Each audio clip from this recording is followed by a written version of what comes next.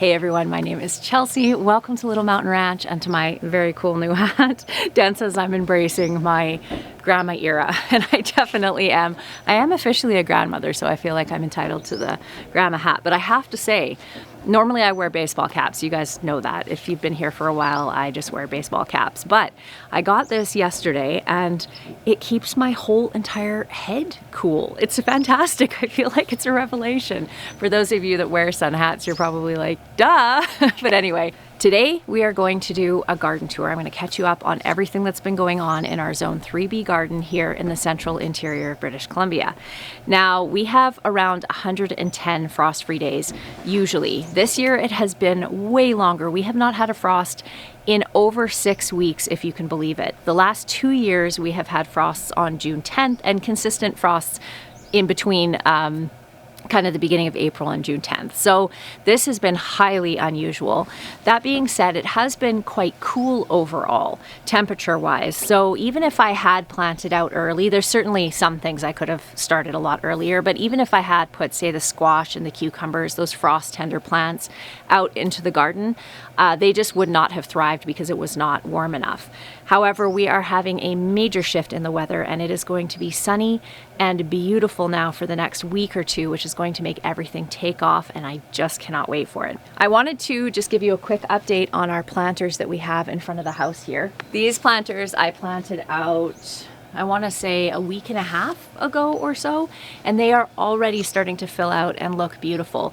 As you can see, if you saw it before, I did have moved the planters around. I keep moving them around to try to find kind of the perfect way that I want them to be. So how I had them when we were together last time and I was filling them out is I had the little ones kind of in between the larger ones, and it looked a little bit cluttered, so I moved them like this. I'm not loving it like this either, so I'll just keep playing with it until I get the configuration that I want. But for right now, this is how it is. Look at this. So already the creeping Jenny is starting to hang down the side. The potato vine is starting to take off, and everything is filling out beautifully. I think it looks just lovely. This is one that I purchased, and you can see how beautiful it's looking, and look at the color of these petunias. Oh my goodness. We still don't have the second piece of lattice attached here yet. We just have not had a chance to go and pick it up from the store. We did order it and it is here, but we haven't gotten around to it.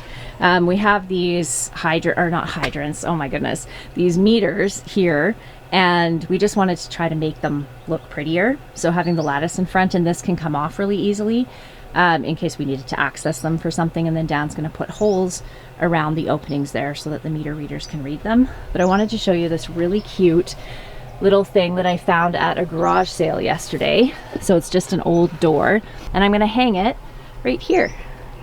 You know that I love sunflowers, so when I saw that, I had to have it. It was so cute. So remember I was saying that I was going to put a pathway here coming up to the house when we were doing that project together. So we did get that done. We are going to sink these into the gravel here so they're not sitting on top, but I think that turned out quite nice. So I also had to take this post out because it was rotten, so we just put a new post in there, and then I have to put the gate back on. But the green stalks are starting to look good. I did put a few new herbs in the green stock. So I have this one here, which is pineapple mint. It smells absolutely amazing. A couple of parsleys. What else did I put in there? I think that was it. But it's starting to look nice. Let's take a little wander down to the garden. Let's just stop by the crop garden here. Someone was asking why I call this garden my crop garden. And the reason for that is because most of what I grow in here are crops that I grow for winter storage. So they're not things like lettuce and zucchini and things like that that I'm going to be harvesting throughout the summer and eating throughout the summer. It's primarily crops that are going to be harvested all at once in the fall and then put into the root cellar or in some other form of preservation. So in this garden this year, I have potatoes in the first 3 rows, and there's two rows of potatoes in each row. And then beyond that, I have 3 rows of onions, and there's close to 1,000 onions planted up there. And then beyond that, I have a few squash, some corn, and some other miscellaneous things. One of the things that I was planning on doing this year was to have this be entirely cut flowers. I just had a vision in my mind and I thought that it would be absolutely beautiful. But very quickly I realized as I was planting out my main garden, which we'll head down to in a moment, I needed this space for food crops. It's just the reality of it. And I could have created another garden for that, but it is a very busy year this year, just for multiple reasons. We have tons of things going on in our life. So it didn't really make sense to put in the extra work to make another garden when I had the space here. So we have put lots of flowers in this garden, so it's going to look beautiful, but it's not all flowers, unfortunately, although I am really happy to have the space to grow all this food. Right here is one of my favorite views of the ranch. I actually have some chairs right there so that I can sit and enjoy the beauty of it. So we have my forest garden is right there in behind the playground, and then my greenhouse and my high tunnel, and of course the beautiful hay fields in the back. And sometimes I just bring my tea out here early in the morning before anyone's up and sit down here for half an hour and just soak it up. It's just so beautiful. You know what's kind of a cool thing is this forest garden that I have planted here with all the fruit trees and everything in it. I started this garden about 7 years ago, and it's a perennial kind of food forest idea, permaculture idea of gardening. And it has been so cool to watch it grow into something that's, number one, produces a lot of food for us, which is kind of the main point of it, but also something that just looks so beautiful. So we'll take a wander through there and I'll show you what I'm growing in there right now too. This is probably my favorite view of the garden. Not so much this time of year, but in about 3 weeks or so when everything is growing and all the sunflowers have come up, I just absolutely love it. So down at the bottom part of the garden down over there, I have planted sunflowers and zinnia. So it's going to, when you look down on it, you're going to see all those flowers growing along the bottom of the garden, which I just cannot wait for. When we were together last week, I got all of the pickling cucumbers and a whole bunch of the green beans planted in this row here. But since then, in the weed barrier that is back over behind this row, I have filled that out with squash. I have also planted squash along this row, mostly bush style of squash, so that I don't have the vines growing up to where the lawn is. Lots of zucchini along the end, and then I did the same thing along this side of the garden as well. This I am so excited about. This is an experiment that I'm trying this year using sheep's wool as mulch. This is all broccoli here and it is looking absolutely fantastic. I mulched this about a week ago now. This is just working absolutely spectacularly for suppressing the weeds and actually for keeping moisture in. So several people commented on that video asking me if I was concerned that it would become kind of impermeable even to water, especially because there's a lot of lanolin in it. That has not been the case at all. The water just kind of soaks down into it, and then because the soil is covered, it doesn't evaporate away as easily. And the plants are looking amazing. Look at how beautiful this broccoli is looking. It just looks fantastic. The difference between this row over here and this one here as far as the weeds, and also interestingly the size of the plants that are in with the sheep's wool are quite a bit larger than the ones that don't have the sheep's wool already. I would love to have enough sheep's wool to do all of my brassicas in particular, but to be fair, this is the first year that I have done this, so it's an experiment and I should let it run for a full gardening season before I get carried away. But I really love it, and I actually like the way it looks as well. It's fantastic. You can probably hear the tinkling water. I turned this old wheelbarrow into a little fountain. I had an extra pump. I have a fountain up at the main house, and I originally bought this pump for it, but it wasn't strong enough and it didn't hold enough of a charge to run during the evening, which is what I wanted because it's outside of my bedroom window and I wanted to hear the water. So I had an extra pump. These are just cheap little pumps off of Amazon. So I decided to make a little water feature down here in the garden. And I think it looks cute and it sounds nice. Very excited about this. I like to make a steeped vinegar. So I just take these chive tops and soak them in white vinegar for a couple of weeks, and it makes the most gorgeous colored, like this beautiful purple colored vinegar, but it also tastes amazing. So we're getting close to that. Our green stock here is starting to fill out, which is exciting. I was close to the high tunnel just now, so I decided we would come down here and I'd give you an update on all things high tunnel. As you can see, things are starting to grow. The tomatoes have just taken off over the last, I don't know, 3 or 4 days, and they are looking so good. I've started trellising everything and getting all of the tomatoes pruned. For the most part, the tomatoes are all pruned now, but I do have to tie some of them up onto the cattle panel trellis. But really happy with the way that they're looking.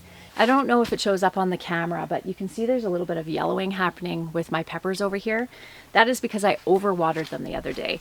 I left my drip irrigation on overnight, which my tomatoes absolutely loved, but my peppers did not. One of the biggest issues when it comes to growing peppers is usually a watering issue. They really don't need as much water as, say, tomatoes do.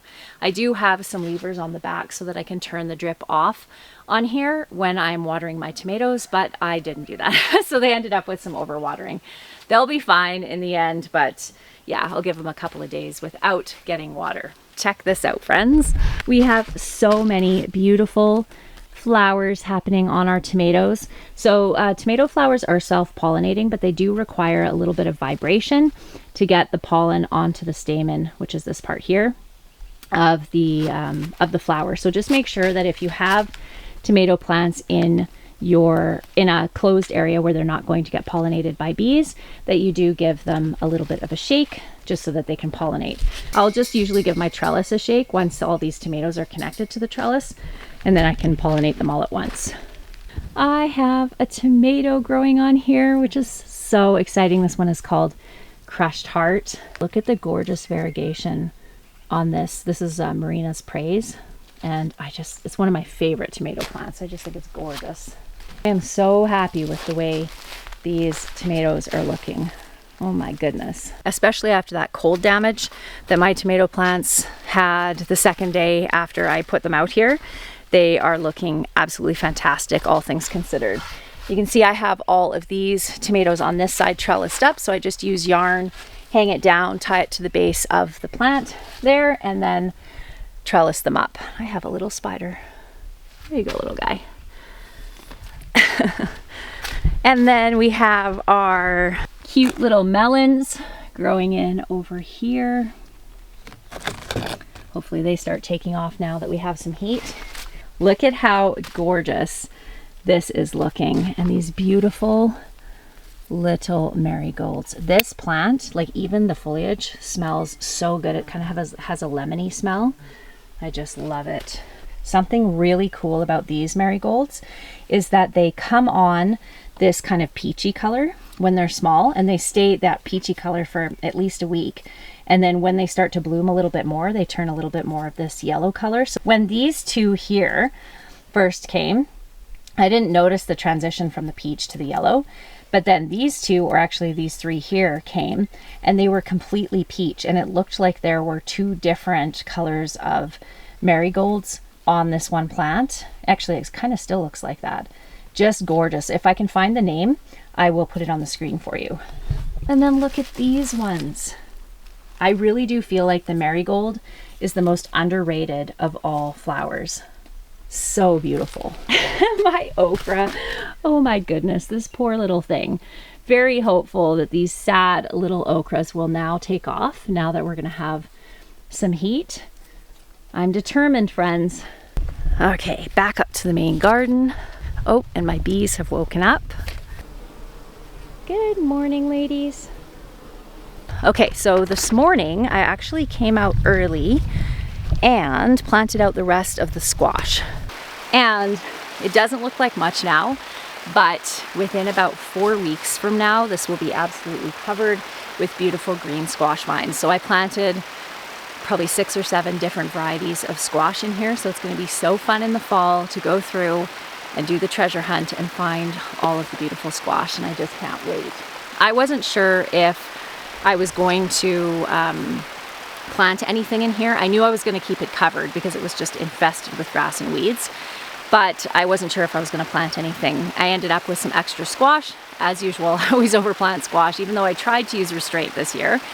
So I had all these extra squash, and I decided may as well plant them, and it's going to look beautiful, and it will cover up all of this black weed barrier, which is not my favorite aesthetic in a garden. My little potato patch that I put down here in the main garden, all the potatoes are starting to come up, as you can see. It's very exciting. So there's 8, I think, different varieties of potatoes in here in each row. So it's going to be really fun to harvest these ones in the fall too. Fall harvesting outside of June. June is my favorite, favorite month in the garden, but harvesting season towards the end of August is so much fun.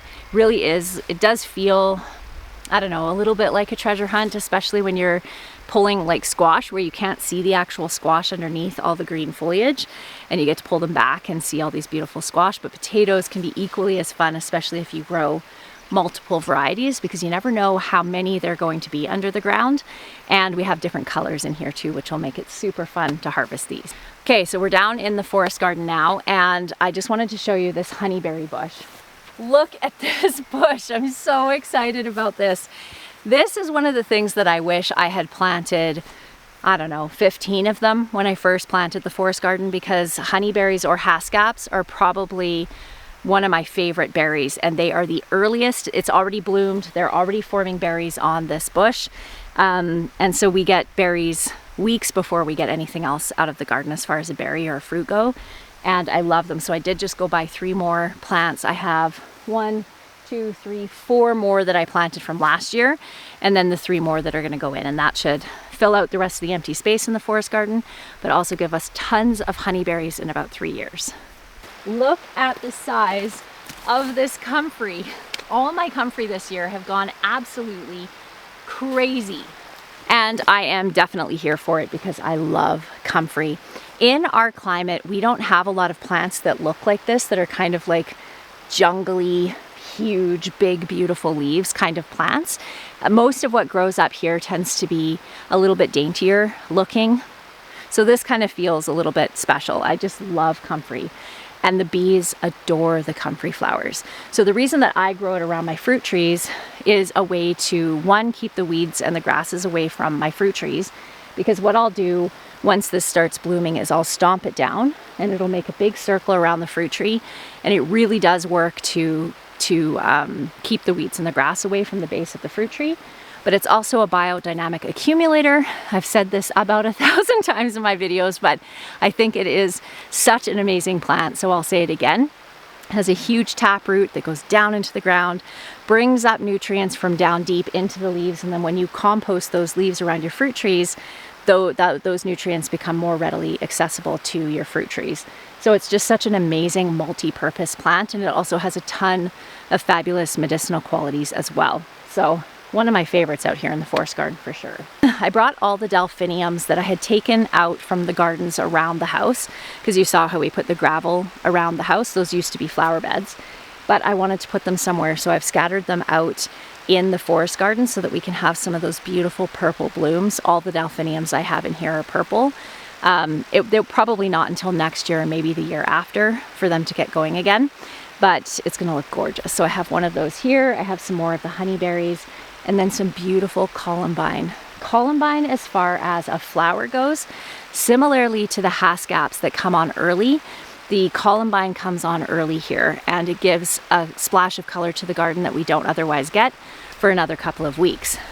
The other thing that I love about columbine is it blooms for weeks and weeks and weeks, and the flowers are just utterly gorgeous. Look at that.